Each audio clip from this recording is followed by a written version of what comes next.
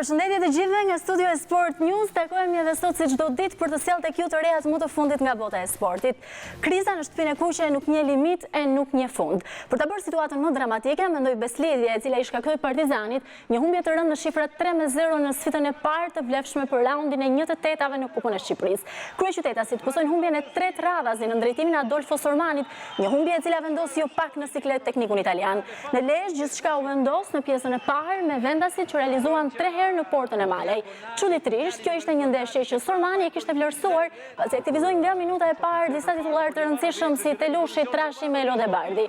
Ndryshe nga Partizani, Tirana vijon e curin shumë pozitive edhe në kupë, duke mposhtur me përmbysje Kastrioti në transfert me rezultatin 3-1. Fitore të rëndësishme në transfert arritën dhe Kuksit, Skënderbeu dhe Teuta, duke hedhur një hap të sigurt drejt kualifikimit.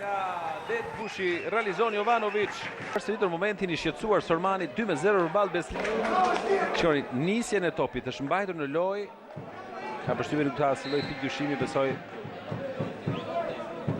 Dhe pak a shumë në mënyrë të ngjashme me atë diagonale.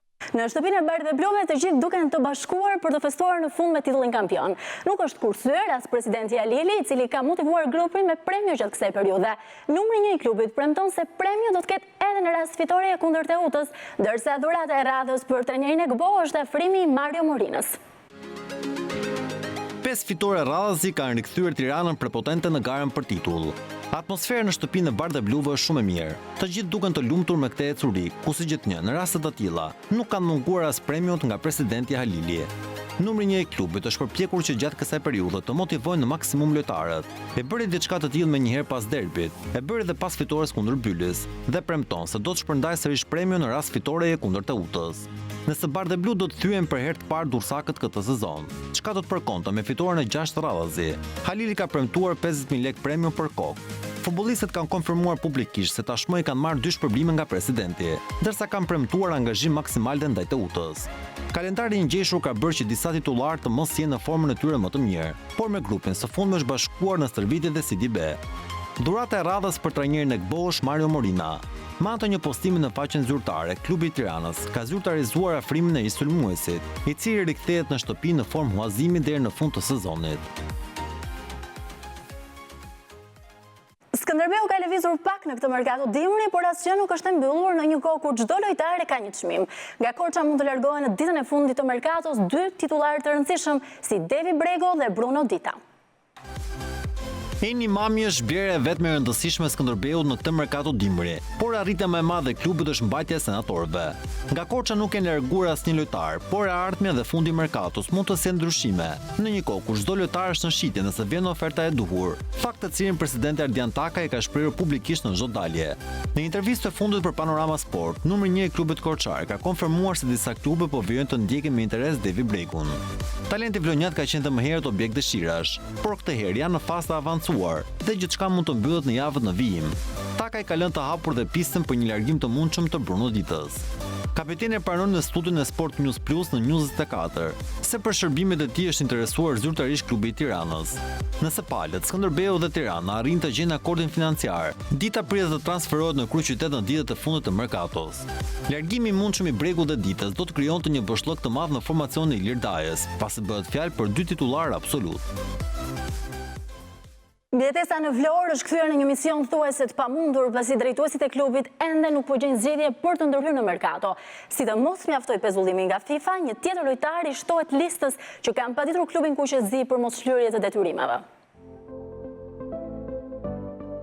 Të shohësh një klub si flamurtari në vendin e fundit të tabelës së klasifikimit me vetëm 6 pikë në 19 ndeshje, të lë një shije shumë të hidhur. Në Vlorë vetëm stafi drejtues beson ende tek mbjetesa, pasi tifozët, ish lojtarë, por edhe vetë futbollistët duken të dorëzuar në një kohë kur ardhmja mbetet ende e paqartë. 21 pikë diferencë me zonën play-out janë shumë edhe për një ekip solid e jo më për flamurtarin, një ekip shumë i limituar në buxhet dhe në organik. Mbi klubin vlonjat vijon të qëndrojë në fushi dënimi dhënë nga FIFA, që i mohon merkaton për 3 sesione radhazi. Fakti që në Vlorë nuk është afruar asnjë lojtar i ri, konfirmon se drejtuesit e klubit ende nuk kanë gjetur zgjidhje për problemet e mbardhura nga e kaluara. Përveç Danilo Alves dhe Kale, të cilët kanë konfirmuar padinë e FIFA ndaj klubit kuqezi, kësaj liste i shtohet edhe Pollozhani. E gjithë kjo tablo e bën akoma më të vështirë të ardhmen e flamurtarit, duke e kthyer mbijetesën në një mision të pamundur. Mbledhja që FSHF zhvilloi me arbitrat nuk ishte një mbledhje e zakonshme, pasi disa prej tyre të cilët kanë qenë protagonistë në javët e fundit janë pezulluar.